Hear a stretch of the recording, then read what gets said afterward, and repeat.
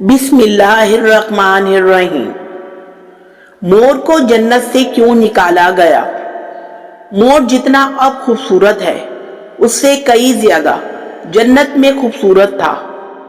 مور کی خوبصورتی پہ سبھی پرندے فدا تھے، لیکن ان سب خوبیوں کے باوجود مور سے ایسی کون سی خطا ہو گئی تھی جس سے اللہ تبارک تعالیٰ نے مور کو جنت سے نکال دیا۔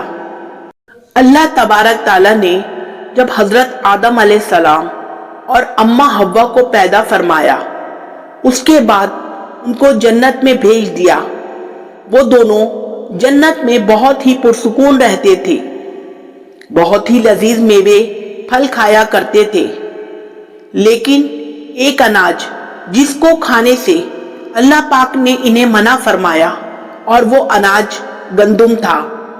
چونکہ شیطان حضرت آدم علیہ السلام کی وجہ سے ہی جنت سے نکالا جا چکا تھا، اسی وجہ سے شیطان کی حضرت آدم علیہ السلام سے دشمنی ہو گئی تھی۔ شیطان یہ چاہتا تھا کہ وہ کسی بھی طرح حضرت آدم علیہ السلام کو جنت سے نکال دے اور ساتھ میں اماں حوا کو بھی جنت سے نکال دے۔ جب شیطان کو یہ خبر ہوئی کہ حضرت آدم علیہ السلام کو تمام میوے کھانے کی اجازت ہے لیکن گندم کھانے کی اجازت نہیں ہے، تو شیطان انتقام کی آگ دل میں لیے جنت کے دروازے کے پاس بیٹھ گیا اور 300 سال تک وہاں پر بیٹھا رہا کہ کوئی جنت کے دروازے سے باہر آئے اور شیطان اس سے بات کر سکے۔ ایک دن اچانک سے مور جنت سے باہر آ گیا۔ شیطان اس کو دیکھتے ہی بہت خوش ہو گیا۔ شیطان نے پوچھا، اے خوبصورت پرندے، تم کون ہو؟ مور بولا، میں مور ہوں، اب تم اپنا تعارف کراؤ۔ شیطان نے جواب دیا، ایک فرشتہ ہوں، میں اللہ پاک کی عبادت سے ایک پل بھی غافل نہیں ہوں۔ میں چاہتا ہوں کہ میں جنت میں جاؤں، وہاں کی نعمتوں کا اپنی آنکھوں سے مشاہدہ کروں۔ شیطان مور سے کہنے لگا کہ تم مجھے جنت کے اندر لے جاؤ، میں تمہیں 3 ایسی باتیں بتاؤں گا جس سے تمہیں ابدی زندگی حاصل ہو جائے گی، تمہیں بڑھاپا اور بیماری نہیں آئے گی، تم ہمیشہ جنت میں ہی رہو گے۔ شیطان کی یہ باتیں سن کر لالچ میں آ کر مور نے کہا کہ مجھ میں تو اتنی طاقت نہیں ہے کہ میں تمہیں جنت کے اندر لے جاؤں، لیکن ایک سانپ میرا دوست ہے، وہ شاید تمہاری مدد کر سکے۔ یہ کہہ کر مور سانپ کے پاس آیا اور اس کو ساری بات بتائی۔ سانپ بھی شیطان کی باتوں سے بہت خوش ہو گیا۔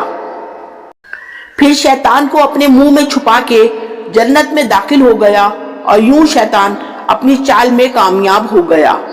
جنت کے تمام نگہبانوں کو یہ معلوم تھا کہ شیطان یہ چال چل رہا ہے اور جنت میں داخل ہو چکا ہے۔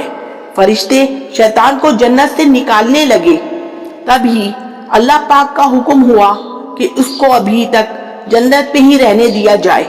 وہ فرشتے اللہ تبارک تعالیٰ کے حکم سے رک گئے۔ شاید یہ حضرت آدم علیہ السلام کا امتحان تھا۔ شیطان حضرت آدم علیہ السلام کے پاس اور اماں حوا کے پاس جا کر اپنی محبت کا اظہار کرنے لگا۔ وہ دونوں ہی شیطان کو پہچان نہ سکے، کیونکہ ماضی کے مقابلے میں شیطان کی شکل تبدیل ہو چکی تھی۔ شیطان کہنے لگا کہ میں چاہتا ہوں کہ آپ دونوں ہمیشہ جنت میں اسی طرح زندگی گزاریں، ہمیشہ خوش رہیں۔ حضرت آدم علیہ السلام اس کی باتیں بہت غور سے سننے لگے۔ شیطان نے کہا، اگر آپ میری بات مان جائیں تو آپ کو جنت کی اور بھی تمام سہولتیں ملیں گی۔ حضرت آدم علیہ السلام شیطان کے بہکاوے میں آ کر کہنے لگے کہ یہ کس طرح ممکن ہے؟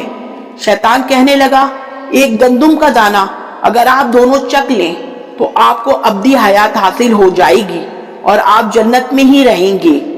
یہ سن کر حضرت آدم علیہ السلام کے دل میں رجحان پیدا ہوا، لیکن ان کے دل میں اللہ کی نافرمانی کا خوف غالب آ گیا، جبکہ अम्मा हव्वा शैतान की बातों में आ गई, जिस पर अम्मा हव्वा ने हजरत आदम अलैहिस्सलाम को राजी कर लिया।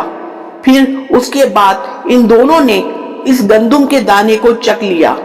जैसे ही वो गंदुम का दाना उनके अंदर गया, दोनों के सतर वाज़े हो गए, जिसके बाद दोनों अपने अपने सतर छुपाने लगे और खौफे खुदा से कांपने लगे। इसी दौरान अल्लाह तबारक ताला ने फरिश्तों को यह हुक्म दिया कि हजरत आदम अलैहिस्सलाम और अम्मा हव्वा दोनों को जमीन पर उतार दो। हजरत आदम अलैहिस्सलाम को श्रीलंका के करीब नीचे जमीन पर भेज दिया, जबकि अम्मा हव्वा को जद्दा की सरजमीन पर उतार दिया गया। जिन खूबसूरत पैरों से चलकर मोर शैतान को जन्नत के अंदर लेकर आया था, वही खूबसूरत पांव अल्लाह पाक ने मोर से ले लिए।